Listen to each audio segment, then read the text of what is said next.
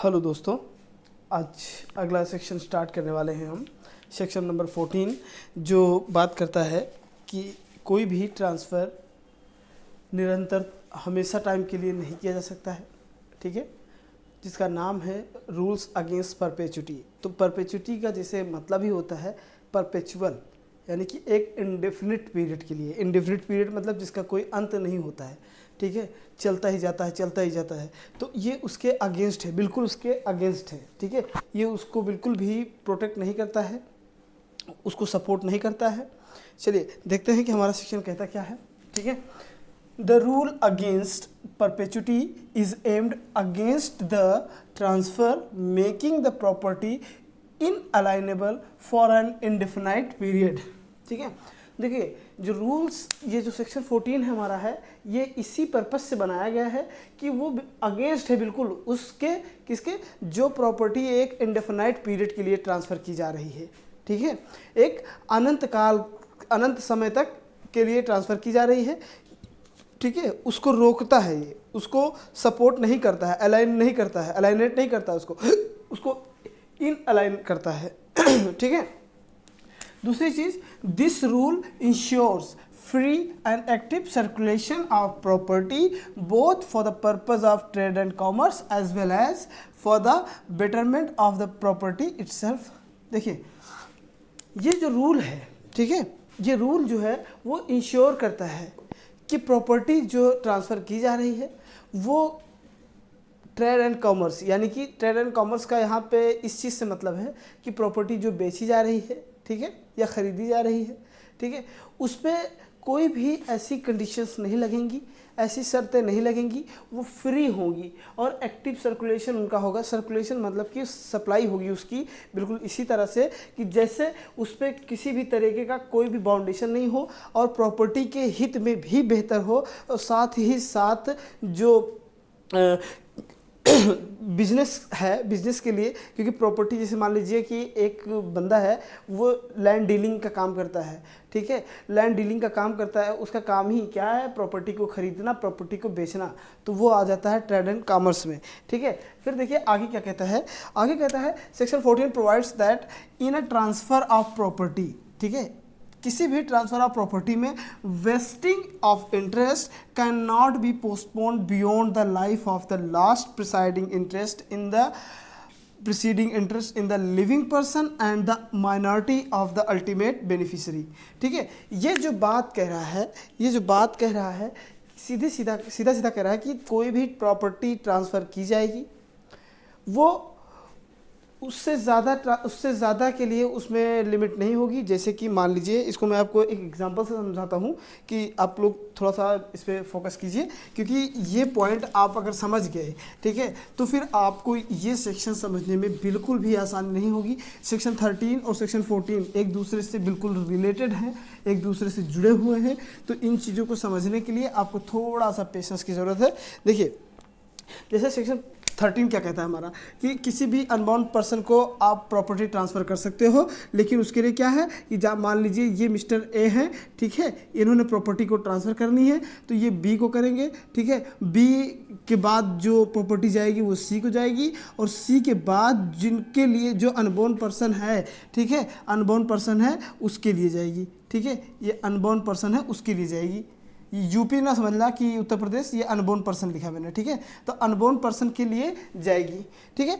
तो अब इसी चीज़ से समझिए आप क्या है कि जो बात उसने कहा कि लास्ट प्रीसीडिंग, ठीक है, लिविंग पर्सन, जो इंटरेस्ट ट्रांसफ़र की जा रही है, लास्ट प्रीसीडिंग ये है, लास्ट जीने वाले ये हैं, जब तक ये जिएंगे तब तक वो प्रॉपर्टी को यूज़ करेंगे एज अ ट्रस्टी, प्रॉपर्टी का टेक केयर करेंगे एज अ ट्रस्टी, लेकिन और उसके बाद तब तक के लिए ही है ये, ठीक है। ऐसा नहीं है कि इनके बाद मतलब कोई और आ गया तो उसको भी ट्रांसफ़र कर दी गई, ये जिसको चाहे उसको ट्रांसफ़र कर दे, जब तक चाहे उसको ट्रांसफ़र करते रहे, ऐसा बिल्कुल निरंतर काल के लिए नहीं कर सकते हैं। इन्होंने ट्रांसफ़र किया बी के लाइफ टाइम तक, और बी ने ट्रांसफ़र किया सी के लाइफ टाइम तक, और सी, देखिए बी ने ट्रांसफ़र नहीं किया, एक्चुअली इन्होंने ही कंडीशंस लगाई कि देखो जब तक तुम जिंदा हो तुम यूज़ करोगे, और तुम्हारे बाद तुम्हारी वाइफ यूज़ करेगी, और उसके बाद तुम्हारा बच्चा जो होगा उसको पूरी प्रॉपर्टी मिल जाएगी। चलिए लेकिन अगर बच्चा माइनर है, ठीक है, जो सेक्शन हमारा कह रहा है सेक्शन 14, इसमें जो भी लाइन हमने पढ़ी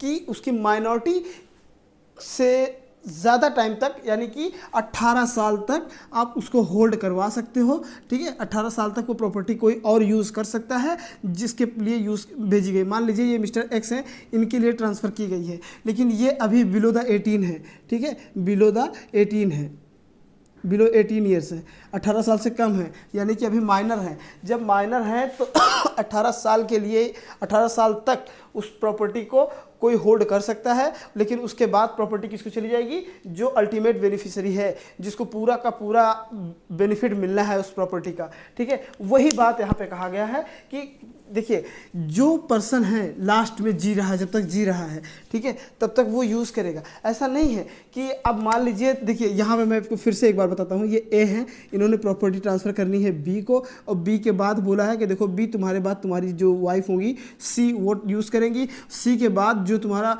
फर्स्ट चाइल्ड होगा उसका जो पहला चाइल्ड होगा, तुम्हारे फर्स्ट चाइल्ड का चाइल्ड जो होगा, फर्स्ट चाइल्ड जो सेकंड चाइल्ड मान लो, यहाँ पे सेकंड चाइल्ड कर दे रहे हैं, तुम्हारे फर्स्ट चाइल्ड का जो सेकंड चाइल्ड है, ठीक है, सेकंड चाइल्ड है, उसको प्रॉपर्टी जानी है। तो अब देखो बी ने तो लाइफ टाइम तक यूज़ किया जब तक थे, उसके बाद वाइफ ने इनका यूज़ किया, उसके बाद क्या फर्स्ट चाइल्ड हुआ, उसके पहले बच्चे हुए, पहले बच्चे के पास प्रॉपर्टी होगी कब तक के लिए? जब तक के लिए वो प्रॉपर्टी, देखो इनमें से कोई भी प्रॉपर्टी को सेल ऑफ नहीं कर सकता है, ट्रेड एंड कॉमर्स में उसको नहीं ला सकता है, प्रॉपर्टी को बेच नहीं सकता है। देखिए ये चीज़ समझिए आप, ये लोग प्रॉपर्टी को सिर्फ एज अ ट्रस्टी होल्ड कर रहे हैं, प्रॉपर्टी का देखभाल कर रहे हैं। जो फर्स्ट चाइल्ड होगा ये भी प्रॉपर्टी की देखभाल करेगा, लेकिन जो सेकंड चाइल्ड होगा वो अल्टीमेट बेनिफिशियरी है। अल्टीमेट मतलब उसको सभी पावर अवेलेबल है, वो चाहे तो प्रॉपर्टी को बेच सकता है और चाहे तो कुछ भी कर सकता है, ये चाहे तो आगे भी किसी को ट्रांसफ़र कर सकता है, लेकिन ये चाहे तो ऐसा नहीं है कि जो फर्स्ट मतलब मान लीजिए अभी 18 साल का नहीं हुआ है, इनका फर्स्ट चाइल्ड जो है वो 18 साल वो उसको मिल गई प्रॉपर्टी, ठीक है, तो ये होल्ड करेगा कब तक भाई? जब तक प्रॉपर्टी ये लाइफ टाइम तक अपने यूज़ करेगा, लेकिन अपने इसके बाद इसको मिल जाएगी, ठीक है। या फिर ये नहीं, फर्स्ट चाइल्ड नहीं हुआ, ठीक है, या ये सेकंड चाइल्ड नहीं हुआ, ठीक है, फर्स्ट चाइल्ड ही रहा, ठीक है, तो वो अपनी लाइफ टाइम तक यूज़ करेगा, उसके बाद प्रॉपर्टी कहाँ चली जाएगी? इनको चली जाएगी, वापस रिवर्ट बैक हो जाएगी। वो हमारा सेक्शन 13 कहता है, लेकिन सेक्शन 14 कहता है कि कोई भी अल्टीमेट बेनिफिशियरी है, ठीक है, उसको प्रॉपर्टी आप उसके लिए तब तक नहीं रोक सकते हो,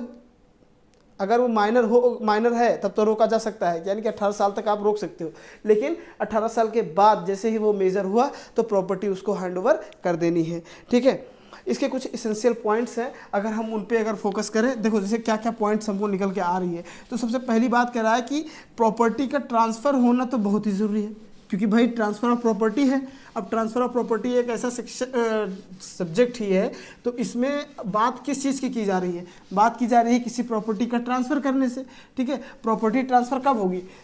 प्रॉपर्टी ट्रांसफ़र तभी होगी जब दो लिविंग पर्सन्स होंगे, ठीक है। और अगर मान लीजिए किसी अनबॉर्न पर्सन के लिए आप अगर ट्रांसफ़र कर रहे हो तो उससे पहले उसका जो इंटरेस्ट है वो क्रिएट करना पड़ेगा किसी लिविंग पर्सन पर, ठीक है। तो पहला पॉइंट अगर हम देखें तो इसमें क्या है? There must be a transfer in a property, ठीक है, ऑफ अ प्रॉपर्टी, क्योंकि जाहिर सी बात है कि एक प्रॉपर्टी का ट्रांसफ़र होना आवश्यक है, ठीक है, करना ही पड़ेगा आपको, there is no other option, ठीक है। और कह रहा है कि the transfer must be for the benefit of an unborn person who must be given absolute interest. देखो पहली चीज़, देखो मैंने कहा सेक्शन 13 सेक्शन 14 बिल्कुल दोनों से जुड़े हुए हैं, ठीक है। जब भी सेक्शन 14 को पढ़िए आप सेक्शन 13 को पहले पढ़ लीजिए, तभी चीज़ें आपको क्लियर होंगी। क्योंकि देखो कह रहा है कि ट्रांसफ़र होना, सबसे पहली चीज़ क्या है कि प्रॉपर्टी का ट्रांसफ़र होना है, ठीक है, ट्रांसफ़र होना है। दूसरा कि ट्रांसफ़र किसके लिए होना है? अनबोर्न पर्सन के लिए, ठीक है, अनबोर्न पर्सन के लिए होना है, ठीक है। दूसरी चीज़ क्या है कि अनबोर्न पर्सन के लिए वो ट्रांसफ़र हमेशा किसके लिए होना है? सेक्शन 14 के अकॉर्डिंग ट्रांसफ़र हमेशा अनबोर्न पर्सन के लिए है, ठीक है। दूसरा क्या कह रहा है कि इसमें इंटरेस्ट जो है, ठीक है, इंटरेस्ट जो है वो जो लिविंग पर्सन होंगे उनके ऊपर क्रिएट करना है, लिविंग पर्सन जो है उनके ऊपर क्रिएट करना है।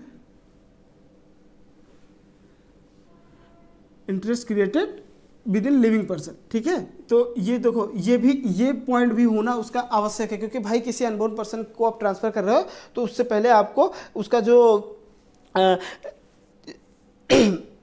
क्या बोलते हैं इंटरेस्ट क्रिएट करना है वो किसी लिविंग पर्सन पे ही क्रिएट किया जाएगा।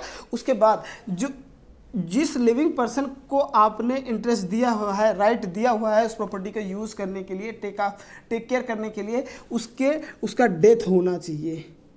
डेथ होने के बाद प्रॉपर्टी किसको जाएगी? जो अल्टीमेट बेनिफिशियरी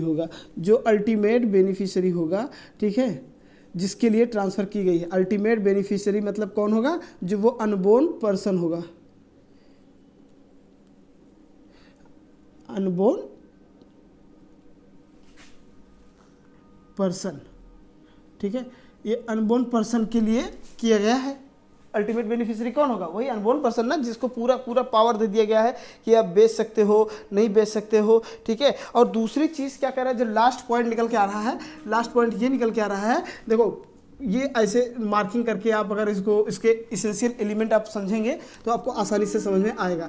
लास्ट में एक पॉइंट और है, इसको अल्टीमेट बेनिफिशियरी तक ट्रांसफ़र होने का प्रोसेस क्या है, ठीक है। प्रोसेस यही है कि मान लीजिए ये अभी बिलो 18 है, ठीक है, अगर माइनर है, ठीक है, तो प्रॉपर्टी उसको होल्ड करोगे आप कब तक? 18 साल तक, 18 ईयर्स तक। अगर जैसे ही वो मेजर हुआ प्रॉपर्टी उसको दे देंगे। लेकिन अगर मान लीजिए किसी के लिए आपने इंटरेस्ट क्रिएट किया किसी लिविंग पर्सन में, तो उसके डेथ तक रुकोगे आप, उसके लाइफ इंटरेस्ट तक रुकोगे, या फिर आप उसमें कंडीशंस ये लगाए हो कि देखो आप इस प्रॉपर्टी का देखभाल करो जब तक कि बच्चा होगा नहीं और बच्चा 18 साल तक हो ना जाए, ठीक है, तब तक आप उस प्रॉपर्टी का देखभाल करो, ठीक है। 18 साल का होगा तो प्रॉपर्टी उस बच्चे को आप ट्रांसफ़र कर दोगे। ये चीज़ें उसमें मेंशन होनी चाहिए, ठीक है। देखो, rule against property does not require the vesting shall take place at the birth of the ultimate beneficiary, ठीक है। इसमें पहली चीज़ तो ये कहा गया है कि जो रूल अगेंस्ट परपेचुटी है, जो सेक्शन 14 हमारा है, वो बिल्कुल भी उसको बिल्कुल भी आवश्यकता नहीं है किस चीज़ की कि वो किसी और अल्टीमेट, जैसे अल्टीमेट बेनिफिशियरी के बर्थ लेने तक वो किसी और को प्रॉपर्टी ट्रांसफ़र कर, ये सेक्शन 14 में बिल्कुल रिक्वायर नहीं करता ये, लेकिन सेक्शन 13 में बिल्कुल ये आवश्यक है, मैंडेटरी है, ठीक है। फिर कह रहा है what does it require that the wasting can not be delayed in any case beyond his minority. देखो कह रहा है कि क्या सिचुएशन होंगी, क्या ऐसी आवश्यकताएं हैं, ठीक है, ऐसी क्या ज़रूरत है कि जब कोई माइनर है, अल्टीमेट बेनिफिशियरी माइनर है और उसको प्रॉपर्टी ट्रांसफ़र करनी है, तो उसके लिए क्या कंडीशंस बनाई गई हैं। तो वो कंडीशंस जो हैं वो हमारा सेक्शन प्रोवाइड कराएगा, वो कंडीशन जो ट्रांसफरर होगा वो तय करेगा, लेकिन कंडीशंस वॉइड नहीं होनी चाहिए, कंडीशंस वैलिड होनी चाहिए। जो हमारा सेक्शन 13 बताता है, जिस हिसाब से जो प्रोसीजर बताता है ट्रांसफ़र करने के लिए, वो उस प्रोसीजर को फॉलो करते हुए वो अपना काम करेंगे, ठीक है। तो क्या कहता है, देखो जो हमारा इंग्लिश लॉ है, ठीक है, देखो हमारा सेक्शन 14 जो कहता है कि नॉर्मल पीरियड जो माइनॉरिटी की हमारे यहाँ वो 18 ईयर माना जाता है कि 18 साल तक अगर आप नहीं हुए तो आप माइनर हो, ठीक है, 18 साल के ऊपर हो गए तो वो मेजर हो गए। लेकिन देखो ये इंडियन सिनारियो में अगर देखा जाए, ठीक है, अगर इंडियन सिनारियो में देखा जाए तो ये 18 साल माना जाता है किसी भी पर्सन के मेजर होने के लिए। लेकिन अगर इंग्लिश सिनारियो में देखा जाए, ठीक है, अगर इंग्लिश सिनारियो में देखा जाए तो ये 21 ईयर देखा जाता है, ठीक है, 21 साल देखा जाता है कि अगर इंडिया में हो तो 18 साल है, अगर बाहर का है, ठीक है, तो उसके लिए 21 साल माना जाता है कि कोई भी प्रॉपर्टी 21 साल तक आप पोस्टपोन नहीं कर सकते हो, 21 साल होते ही, ठीक है, उसका वेस्ट जो इंटरेस्ट है वो उसमें वेस्ट हो जाना चाहिए अल्टीमेट बेनिफिशियरी में, ठीक है, उसको मिल जाने चाहिए। देखिए अब दूसरी चीज़ कह रहा है कि कुछ एक्सेप्शन भी इनके हैं, ठीक है, क्या एक्सेप्शन हो सकते हैं, ठीक है। तो अब हम एक्सेप्शन समझ लें, एक्सेप्शन देख लें कि क्या एक्सेप्शन बता रहा है हमारा ये एक्ट, क्योंकि भाई सीधी सीधी बात कहता है कि कोई भी अगर हेड है, एक सिक्के के दो पहलू होते ही है, हेड है तो कोई टेल होगा, ठीक है। तो अब जहाँ पे हेड है तो उनके लिए टेल भी बनाया गया होगा। तो एक्सेप्शन पहली चीज़ क्या है कि अगर ट्रांसफ़र किया जा रहा है बेनिफिट ऑफ पब्लिक, ठीक है, ये एक्सेप्शन है, लिख दे रहे हैं हम, ठीक है, एक्सेप्शन है अगर बेनिफिट ऑफ पब्लिक के लिए ट्रांसफ़र किया जा रहा है, ठीक है, अगर पब्लिक के बेनिफिट के लिए ट्रांसफ़र किया जा रहा है, ठीक है। तो आपको वहाँ 18 साल या 21 साल तक रुकने की ज़रूरत नहीं है, आपको उन्हें ट्रांसफ़र कर देना है, ठीक है। और अगर मान लीजिए कोई पर्सनल एग्रीमेंट आपने कर रखा है, ठीक है, पर्सनल एग्रीमेंट कर रखा है, तो वहाँ पे जो